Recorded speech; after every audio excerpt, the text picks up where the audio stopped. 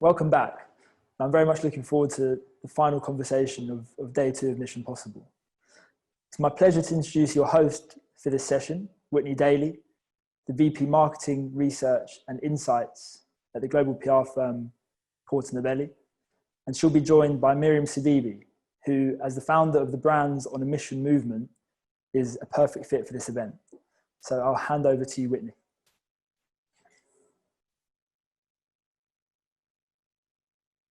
Thank you so much, Tom. I hope everybody can hear and see me.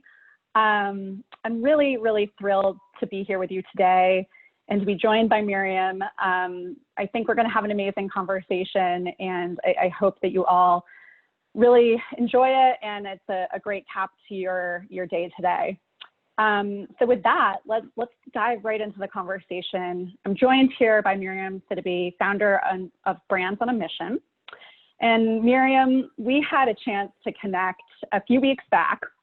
And I have to say, not only have you had just an incredible career so far, but I also felt I found a bit of a kindred spirit in someone that really understands how brands can be really transformative in pushing for the many critical social and environmental issues that we're faced with today. So can you share a little bit about kind of where you've been and also where you're going? Thank you very much. Whitney, can you hear me? Yeah. Yes. Well, thank you so much. Thank you so much for having me on this on this platform. I mean, I just love the name. Mission Possible sounds like the work I've been driving for my entire career. So I just intuitively absolutely adored it. You know, I'm coming from 20 years of having dreamed of ways in which people should be washing their hands with soap, right? And you know, when I think about what has started me on this journey, it's a public health career, which then translated into me, you know, feeling curious and wondering whether I couldn't get more people washing hands by moving into the world's largest soap manufacturer, Unilever, where I spent the last 15 years in there. You know, and I managed to do some amazing things, like, you know, create Global Hand Washing Day, with you know, which is now absolutely you know, which is recognized by the UN, and last year celebrated by, you know, having the day in, you know, celebrated in over 100 countries and 500 million people actually joining in. You know, and we developed a movement to get 1 billion people to wash their hands more regularly, and you know, this was achieved this year by the team. It was, you know, I initiated it, but the team finished it, as good pioneers always do. You know, so you know, when I think about where I am today, I am at the point where I have, you know, been able to reflect on my last 15 years in Unilever by taking 2 years sabbatical at Harvard to articulate this field, which I'm calling marketing for public health, which is how do you infuse marketing with values and processes so you can try to drive as much impact as you can with every dollar that you spend. You know, and it's also a great opportunity to put, you know, basically what I'm interested in, two areas that I'm mostly interested in, brands and public health, into, you know, at this intersection to make sure that, you know, they can achieve the best of what they both can do and drive real impact. And so where do I stand next? I'm not sure. I just know that I want to keep doing what I love, which is, you know, a pioneer, a new sustainable business models and new ways to address, you know, social justice, by getting brands and private sectors to jump in and then find ways in which they can breach the divide between what companies say and what companies do, so that we can really genuinely drive impact. So that's a bit where I am today. A book done, a Harvard Business Review done, a field created, a course in the making, a movement created at the moment, and I'm trying to figure out how all of this works into, you know, trying to drive as much impact as I possibly can. All in a day's work. Wow. So let's start with your time at Unilever and 15-year tenure there. We have a lot of entrepreneurs on the phone today, but I think we can all learn something from Unilever, you know, one of the largest purpose-driven companies in existence. What can you share from your time at Unilever that our entrepreneurs on the phone can apply to their work today in terms of this concept of intrapreneur to entrepreneur?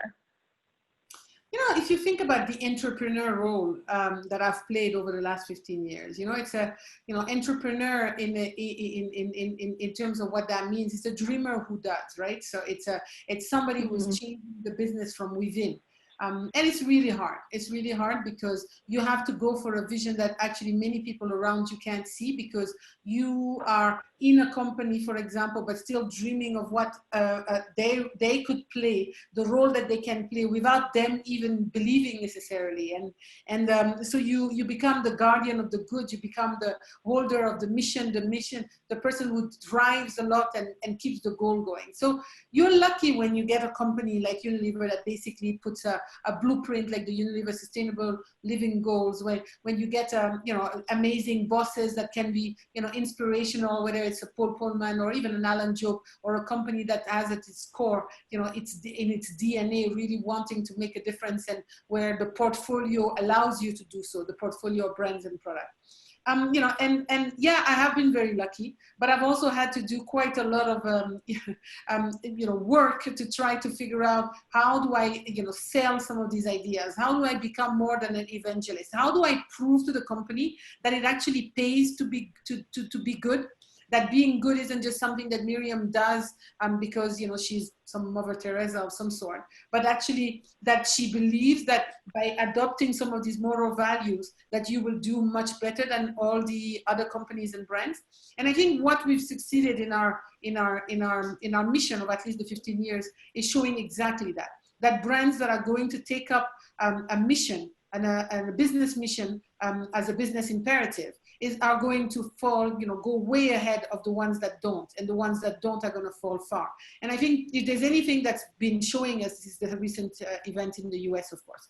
You know, but I think we'll get to that later on. But when I think about the move from intrapreneur to entrepreneur, you know, I think obviously, you know, when you are in a big company, you have all these different, you know, functions out there to help. And your role is an evangelist role. It's a role of persuading from one function to the other and see how all of this works together so that you can drive and get to the impact.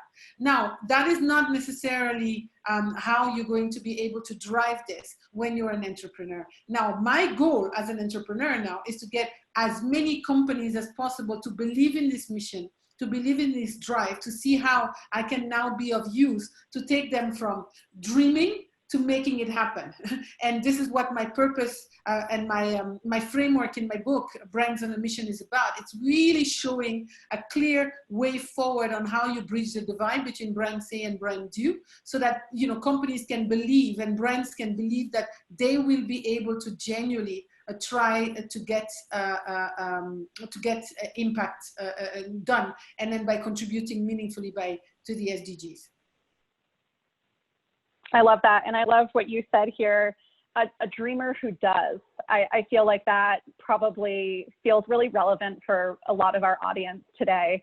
We're all, you know, dreaming of how we can make an impact and then really driving towards that impact. And thinking of, you know, starting out as an entrepreneur and your time again at Unilever, and thinking through issues and how you choose an issue. Obviously, Unilever as a global organization has a sustainable living plan, but each brand had its own, each of its sustainable living brands has its own issue, including Life Buoy and hand washing.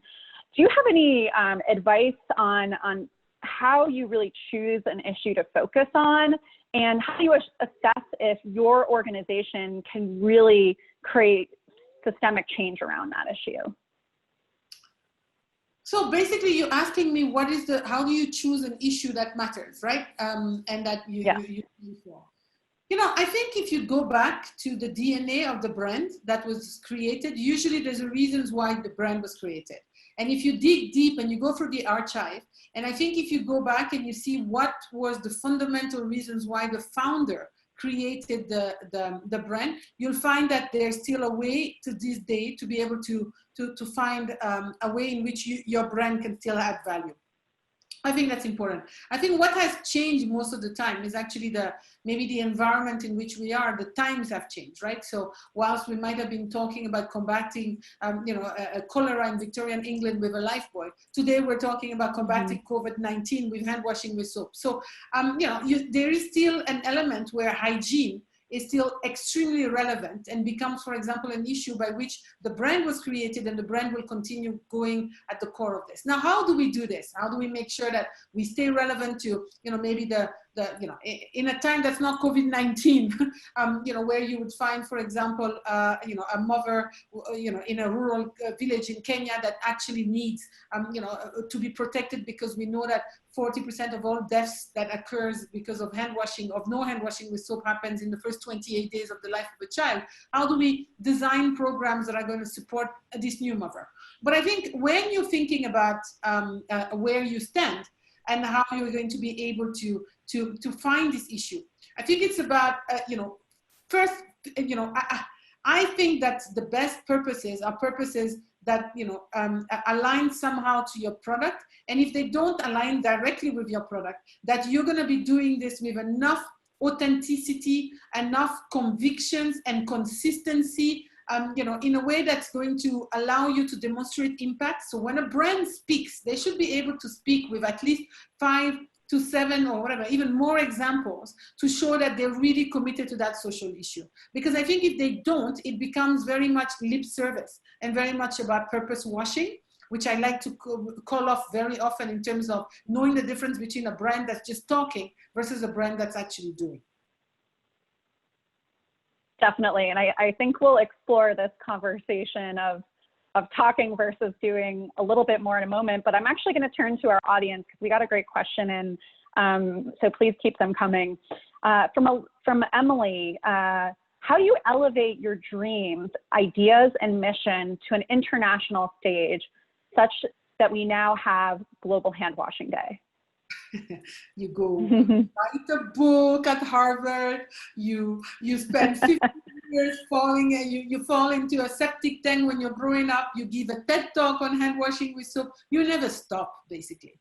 I think, you dig deep, you find your purpose, you know what it is that you want to be affecting the world on, and then you never stop. I think you just keep finding the ways to come back and finding ways to make sure that your purpose is actually being answered, and that you keep the companies that take the purpose for maybe a small amount of time accountable, so that they have to keep doing more.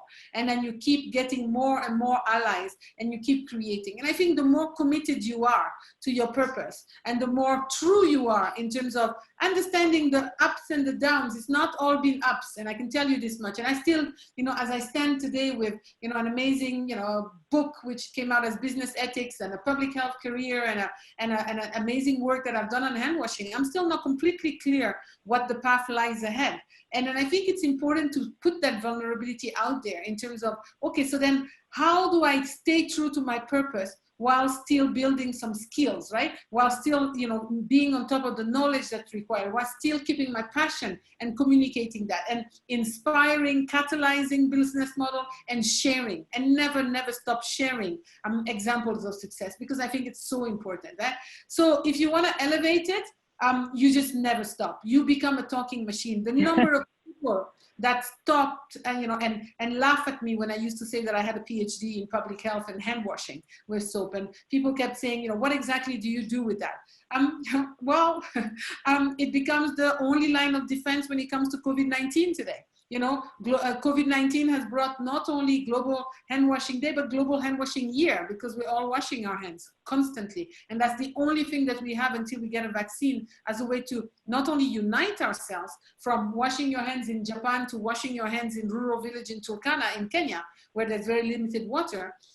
That's the only thing you can do in trying to get to that. So I would say you just don't stop. You never stop.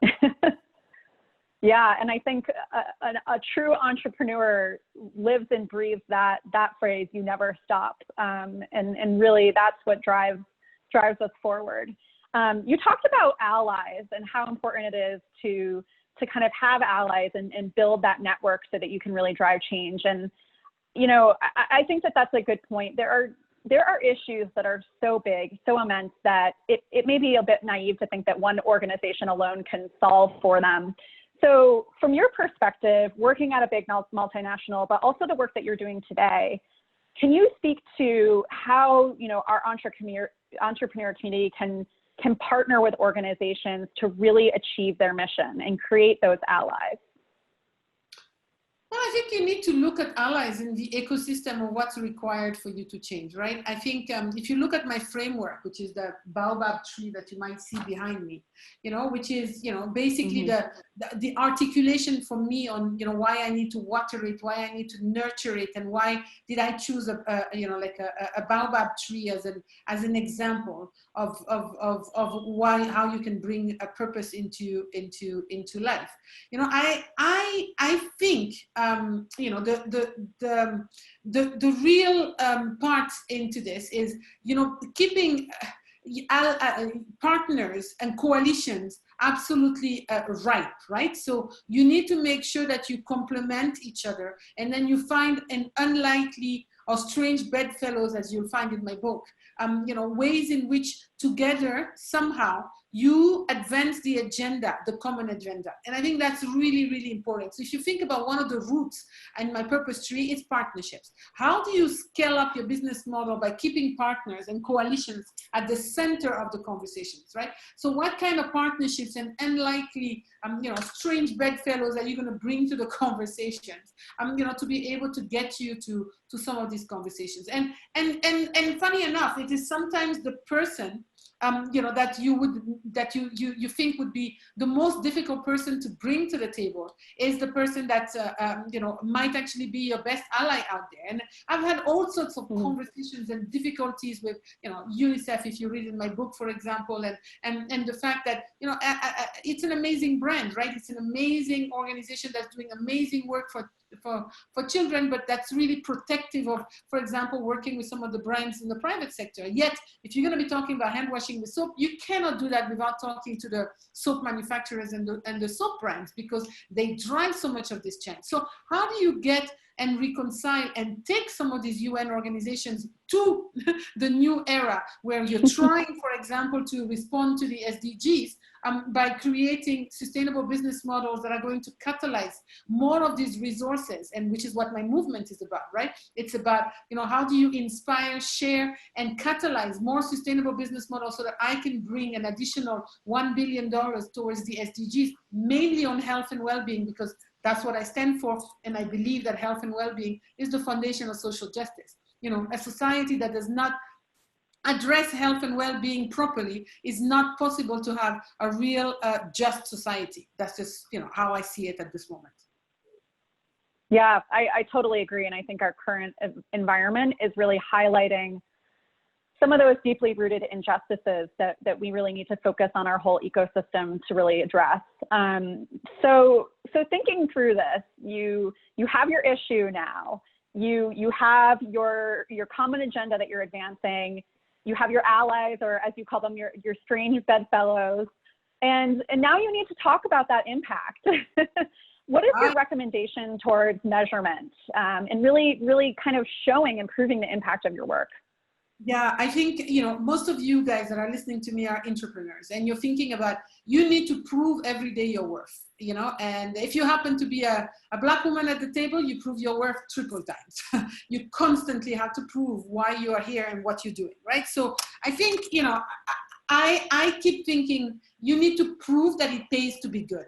And you need to prove this by showing, you know, tangible results into your measurement, so that you can take organizations with you, so that you can show how your entrepreneurship journey is actually driving impact. And I look at 3 levels at all points in time. I look at, you know, the hardcore brands level, which is, you know, is it driving penetration? Is it driving love? Is the purpose that I've chosen gonna drive purchase intent, for example? Am I going to be able to get more equity out of it? Is it driving volume if I'm a soap and I want to get more people washing hands? I mean, those are basic business results that, you know, if you're going to drive a purpose at the core of a brand, you need to think about what is the business issue that you're trying to drive. So that for me is number one. The second thing that you need to think about is, how do you drive, you know, like, how do you drive you know, at the company level, you know, like how do you check that people are actually, your people are being energized by the purpose, by what you've chosen, right?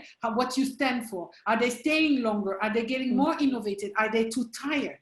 You know, and I think that's something that you need to think about. The third for me is, in a world where we're trying to reach the SDGs, you need to think about the public sector and what does the public sector need to do in terms of, you know, what measurements? Are you getting more awards? Are you being invited to talks, you know, or as an equal partners at the table? Are you being, you know, are you getting the kind of conversations that you need in order for you to advance your agenda? I think, you know, if you see a world that starts being more inclusive, where the public sector starts seeing what value you're bringing to the table, I think that's also a way in which you measure success and you measure support. And I think that's very important for us to have those conversations and to say, you know, realistically, what are you going to try to measure? And I think for me, those three levels, as I've always been kind of a guiding light. My business hardcore, my company and the people around me, and also the people outside. And how am I making a real distinct difference to some of the public sector, you know, angles and conversations around that. And that goes to PR values, that goes into representations and the ways in which you're being talked and asked to come to the conversations and the discussions. That's fantastic. And I like the idea of it pays to be good. I think you've actually said that a couple times today, and I'm going to reiterate that, because I think if all of us on the line can continue to prove the business case for the work that we're doing, it becomes so much more valuable, especially for us entrepreneurs that are trying to advance our work within bigger organizations. And so let's pivot a little bit and actually talk a little bit more about your book, Brands on a Mission: How to Achieve Social Impact and Business Growth Through Purpose. Because I think that there's something really interesting in there that you've been exploring, this gap between brand say, brand do. And this is something so critical, and we really believe at Porter Novelli too. We know through our research that more and more consumers are watching what brands are doing, and they're ready to call out brands that take a stand on an issue, but they don't really back it up with the programs, the policies, the values. So can you speak a little bit more to the Brands on a Mission movement, and specifically that gap between brand say, brand do? I think there's a, you know, and I think Porter Novelli has done an amazing job on this. And you know, and I know you support some of the stellar brands like Ben & Jerry's and what they've been doing on racial equality through the years. But, you know, I think for me, a brand say is, you know, what you say about the purpose to convince your consumer that they should buy you and that you are authentic and that you're doing something. Brand do is whether you live it, you know, whether you walk the talk. Right. And I mean, I know that some so basic and overused as a sentence, but the truth is that's exactly what it is. Are you really standing by what you stand by what you say? Are you going to start thinking about, you know, affordable pricing? Are you going to be thinking about racial equality? If you're a Ben & Jerry and you can come out today and talk about dismantling white supremacy, it's because you've been standing for racial equality for, you know, since the civil rights movement. That, you know, you've been thinking about all sorts of equality, whether it is, you know, LGBTQ movement. In 1989, you know, Ben & Jerry's was one of the first one to give, you know, a coverage to the partners of the LGBTQ employees and partners.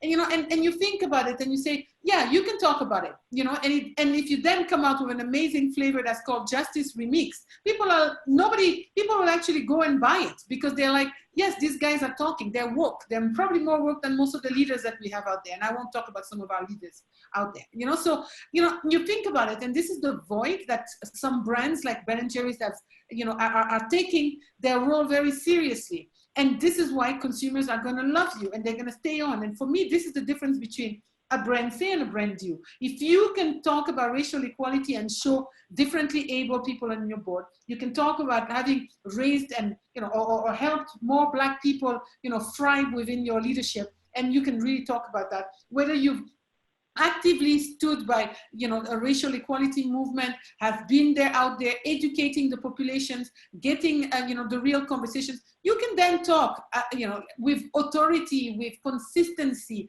and with love, you know, to your consumers, because people are like, Doesn't matter what price that ice cream is. I stand for that. You know, they have a pick and resist, which is, you know, resist Trump, you know, like you take a stand for something. And I think the brands that actually take a stand are going to really see the difference. But there is a way in which you take a stand responsibly. And, you know, marketing responsibly is absolutely critical. You know, addressing and shattering stereotypes. If you're a brand and you're spending millions and billions on marketing spend, it's your role to be able to show more leaders as Black people. It's your role to be able to do that and show that it's possible and that we don't have to put, you know, stereotypes on caps, on positions and glass level ceilings, right? So I think it's really important to keep in mind on how you do that. But it's, you know, so for me, this is what my book was about. It's like, don't just say, do as well. And then here's a framework on how to do it. It may be simple. Check my baobab tree, but it works, right? It's been, you know, it's got 5 main roots. It's known as the tree of life. Baobabs provide shelter, clothing, food, water. You know, all major decisions in Africa are taken under their shade. And, you know, for me, I water the roots of my trees, I fertilize them, and I nurture them as necessary because it's so critical. It tells me how to drive behavior change and instill positive norms. It tells me what kind of partnerships are going to help my business models to thrive. It helps me how to position myself beyond just brand advocacy and just myself, but on a bigger issue to address systemic change. It helps me figure out what I need to measure. And it helps me figure out what is the best way, for example, to win the corporate support and to get the company with me. So I really think it's an amazing opportunity for you to think back and say, yes, is there an opportunity for social benefits, you know, environmental benefits and business benefits to be had under this baobab tree? So please, you know, just take a look at this book, take a look at the framework. I think it works for any brand, any company, whether a big entrepreneur, a big company, a brand, or a small company who's on trying to figure out what they stand for, as a way to really bridge the divide between what you need to say and what you need to do. Yeah, I think that's so critical right now. We actually have a similar framework at Porter Novelli. We call it Find, Live, Tell. You can't talk until you've found your unique purpose, and then you've really lived it internally. And I think that brands that are able to really do those first 2 steps, then they're ready to participate in the conversation. And from an entrepreneurship perspective, if you're able to bake in that unique purpose from day one, then you're ready to engage. And you bring up Ben & Jerry's, an organization that's had a social mission since basically day one. You know, in a recent conversation with Chris Miller, who's one of their activism managers, he told us that consumers that know Ben & Jerry's purpose are 2.5 times more loyal to the brand, which I think is just an amazing proof point to the type of work that we need to be doing more of. And, you know, people will go and buy the Ben & Jerry's even when other ice cream is on sale because they know what Ben & Jerry's stands for. And specifically, you know, around this conversation of racial inequality and unrest in the U.S. that you were touching on. And I think that this is a real moment in time where a lot of companies, you know, they say to stay silent is to be complicit in this. And our research points that 80% of Americans say that companies need to acknowledge and address their role in systemic racism in the US. So this is not a time to stay quiet. And brands are feeling they need to make a statement. And they're also feeling very exposed because they haven't necessarily done the work as you were speaking to internally. So how do you see your work in helping brands be able to engage in social justice issues? What do they need to do in order to participate fully? Well, I mean, I talked already about some of the work that are required, right? From the brand do to the brand say, but I think there's a couple of things that are absolutely required, right? I said, you know, if you're gonna have moral values, you need to leave them conscientiously, obviously not in a way that's going to necessarily do harm, right? Because social justice is very tricky, and you don't want to, you know, cause riots, and you know, and you don't want to. But at the same time, you do need to take a stand. Their, moral issue is a moral issue, and it may not mean that you got it completely right, but it means that you stand by something. So I think there is definitely that. I think the fact around marketing really responsibly is very important. A social purpose is a social purpose. It's not an opportunity to just align yourself so that you can sell more of your product, right? So I think and consumers are going to see this very, very clearly, and they're seeing it, right? There's very little patience now for brands that are trying to purpose wash and try to cover up one part of their social mission, by doing it in another part. And I talked about some of these examples, for example.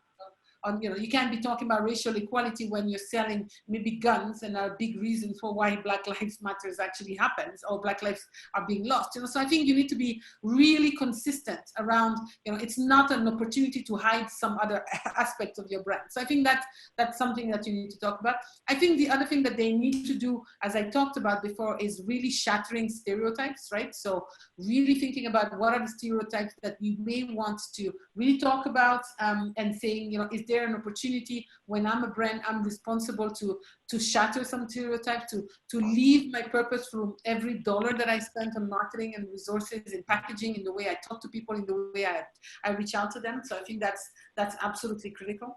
I think in your human resources and in the way you build yourself up, the way you drive your innovation, I think a very strong purpose will actually get you all the way to coming up with amazing packaging and amazing products as well, right? So I've seen that on Lifebuoy. The fact that we had 1 billion goal and we wanted to reach 1 billion people with our hand washing program got us to think about pricing, got us to think about packaging, formatting, got us to think about different models for children, different types of partnerships, thinking about blended financing and how you would work with some donors to put some marketing resources to reach some of the poorest people. All of this came because we had the 1 billion goal. If we hadn't had the 1 billion goal, I don't think we would have gotten there. So I think it starts by starting and putting a goal out there. Don't be afraid of bold, ambitious goals, but get out as well. So thank you for the blue nails. Sorry, I love it. And that is actually a good reminder. We're getting close to the end of our session. So audience, please throw in your questions. We'll try and get to them. And I guess I'll just add one more, and hopefully we'll get, we got a couple coming in. So we'll get to those in a second. Let's talk quickly. I don't think we can have a session on, social purpose without acknowledging coronavirus pandemic. And you wrote recently in Harvard Business Review that brands can and must play a critical role in tackling global health issues. Our research reflects this too. We found 3/4 of Americans think companies have a role to play in addressing coronavirus. And in fact, more than half actually think that companies can do this better or faster than government. Can you speak to the company role in addressing global health issues? Oh, completely. I mean, that's been my dada, right? This is what I live for and breathe for. Like I said before, I believe health and well-being is the foundation of social justice. And, and it's very clear if you look at, for example, what we're seeing on, and I go as far as saying that racism is a public health issue. But I mean, even if you look at hand washing with soap, hygiene, nutrition, for example, and what you could do in terms of, changing the way people eat and, and as well. So all those are absolutely essential. 80% of our healthcare costs are actually driven by lifestyle choices, which can be preventable if we could all, market a bit more responsibly, and then we can also think about ways in which we complement. So it's not about making your product disappear. It's about your product. Can your product talk also about, women eating more green leafy vegetables with their bouillon cubes? Can your product talk about, if you're selling a breakfast product, can you also talk about eating more local fruits or adding different elements into having a general breakfast? But if I go back to COVID-19 and what we've done and we've seen, it's not possible to fight COVID-19 without hand washing with soap. And it's not possible to do hand washing with soap without soap manufacturers. So soap manufacturers in their own rights are frontline workers. They are soap makers And then, you know, I like to call them hope makers, right? Because that's the only thing that we have today as a way to prevent COVID-19 and the best line of defense. So, you know, when I think about what brands can can help also rebuild better societies tomorrow. So as we're thinking about, you know, going through the storm of COVID-19 right now, is also about creating a business model on how you're going to emerge from there as a way that's becoming more conscientious, more aligned to the needs that are going to exist, which are going to be mainly answering health and well-being, from mental health to hygiene to nutrition. It is going to be about rebuilding better and stronger society, and brands have a big role to play into that. Yeah, I love that. Let's take this moment of crisis and trauma and see if we can reimagine how we do business moving forward. So we have 1 minute left. I'm going to turn back to our audience. Emily had a great question, I think, to cap today's session. What motivates you, Myriam? Look, I grew up in Mali. I grew up, you know, I wasn't poor by standards, but I wasn't rich either. I grew up in a society or in a family that was all fighting for social justice. This is all I ever heard about. You know, what motivates me is to be able to do more for our societies, and to also prove to the world that the private sector and brands have a real role to play in trying to drive that. So, you know, it's about reconciling these two. Has been super hard, but super rewarding as well in many respects, in trying to keep pushing the discussions and then the angle in which, you know, we can create more business models that are going to try to tackle this. So what motivates me is the fact that I can pioneer new ways to address social justice through sustainable business. And I want to keep doing that because I want to keep pioneering, and I want to keep inspiring more of you guys, you know, to be able to respond to the challenges that we have with the SDGs. Great. Thank you so much for your time today. You are an inspiration. I feel so incredibly proud to share the stage with you and with our amazing audience. So with that, I will turn it back over to Tom to wrap out today's session. Thank you, Whitney, and thank you, Myriam. There's already been some amazing comments from our attendees, and it really was inspirational. So thank you for taking part today.